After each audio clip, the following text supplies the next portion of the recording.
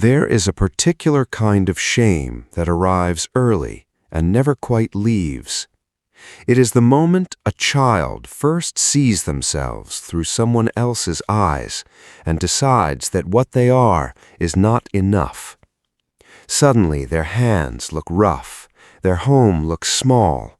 The people who raised them, who loved them without condition, begin to seem like something to be embarrassed by.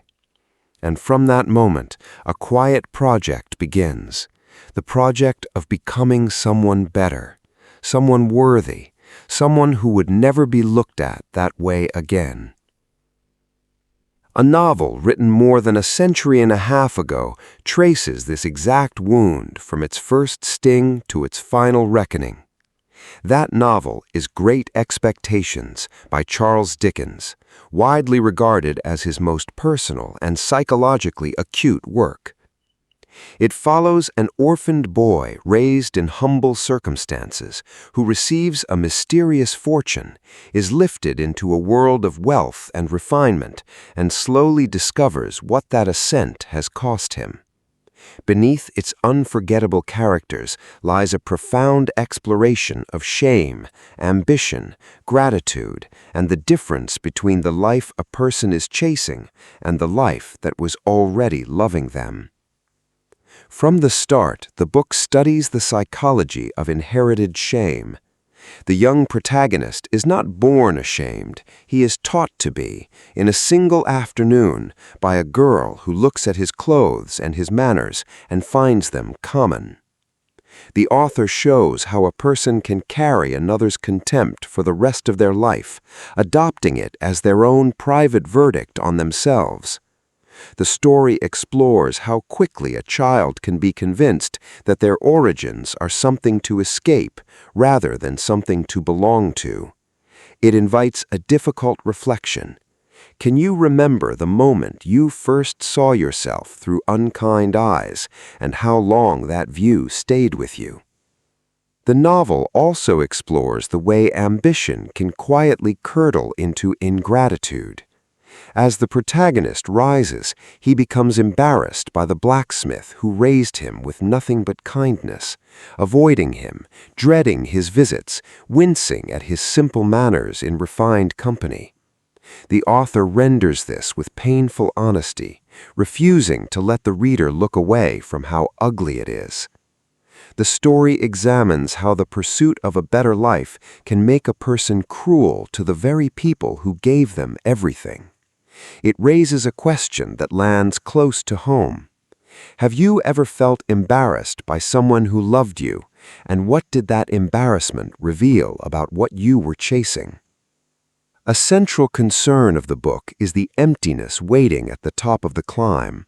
The protagonist gets everything he wanted, the money, the status, the polished surface, and discovers that none of it delivers what he believed it would.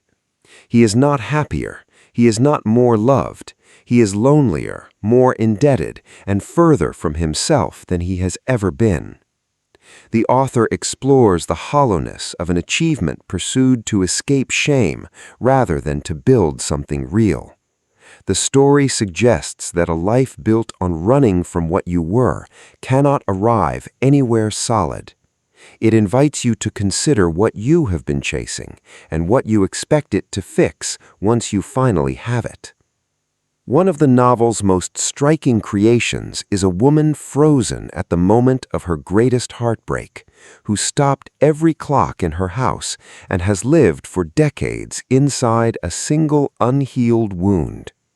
The author uses her as a haunting symbol of what happens when a person refuses to move forward from their pain, choosing instead to build an entire existence around it. The story explores how grief, when it is never released, can calcify into an identity. It invites you to consider whether any clock in your own life has been stopped in a painful moment you have never quite allowed yourself to move past. The novel also examines how the wounded so often wound in turn. That same woman raises a child specifically to be cold, training her to break hearts as a kind of revenge against a world that broke her own. The author shows how pain passed down becomes a weapon aimed at people who had nothing to do with the original injury. The story explores the way one person's unhealed wound can be inherited by another and continue causing harm for years. It raises a question about the chain of hurt itself. What pain has been handed to you by someone who never healed it, and what would it take to set it down rather than pass it on? The structure of the novel, told by an older narrator looking back on his younger self with a mixture of tenderness and shame, is essential to its emotional power. The author allows the mature voice to see clearly what the young man could not, so that every foolish choice is presented with both the passion of the moment and the understanding of hindsight. The story explores how self-knowledge arrives late and how a person can only recognize their own blindness from a distance. It invites you to notice what your present self might one day understand about the person you are right now. There is also a profound thread about the true source of a fortune and the way the protagonist's assumptions about where his blessings came from turn out to be entirely wrong. Without revealing the turn, the story delivers a revelation that upends everything he believed about his own worth and the world's opinion of him. The author uses this to explore how much of a person's identity can rest on a story they have never questioned. It invites you to consider what assumptions about your own life might not survive a closer look. The novel also studies genuine kindness and how easily it goes unrecognized while it is being given.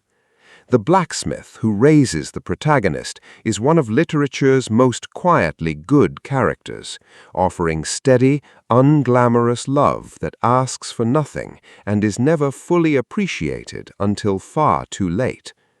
The author holds him up as a portrait of goodness that does not perform itself. The story explores how the most valuable people in a life are often the least dazzling ones.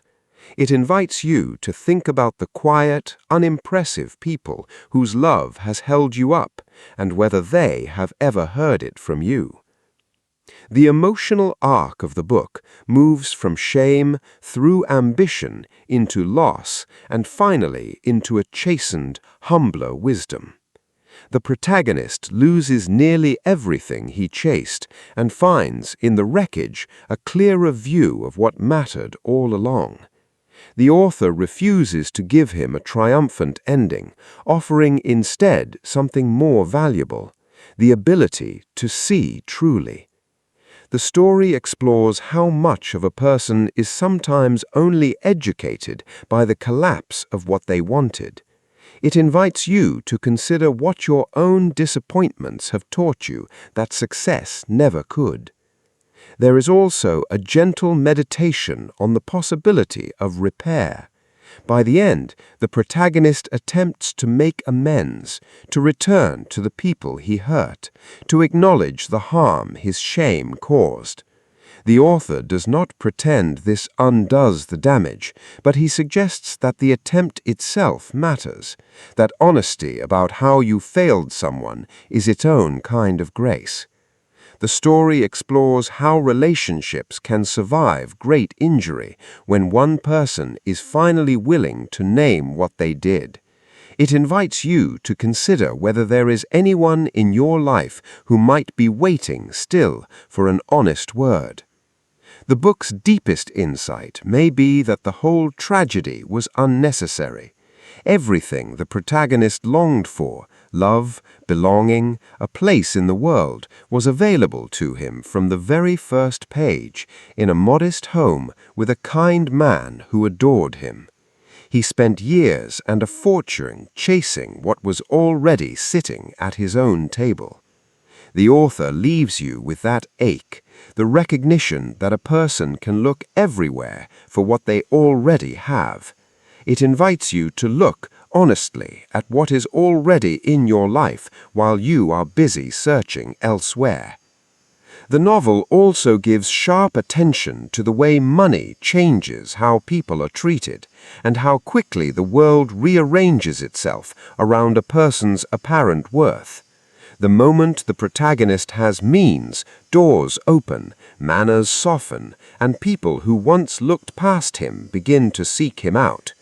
The author lets you feel how intoxicating and how hollow this shift is, since none of it is about who he actually became.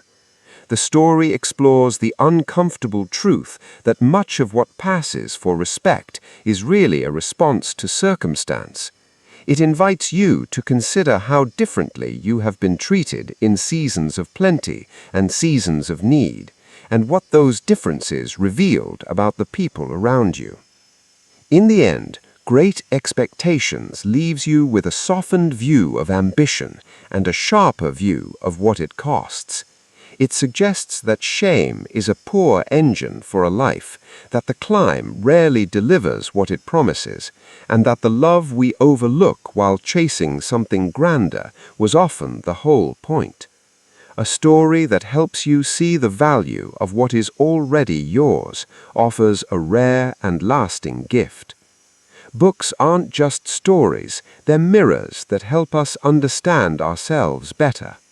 Comment below with the book you would like explored next and the quiet person in your own life whose kindness you recognized only later. If this kind of reflective book analysis means something to you, consider liking and subscribing so more of it can reach you. This video uses AI-generated audio and visuals for educational purposes only. This is just one reader's personal thoughts and interpretations.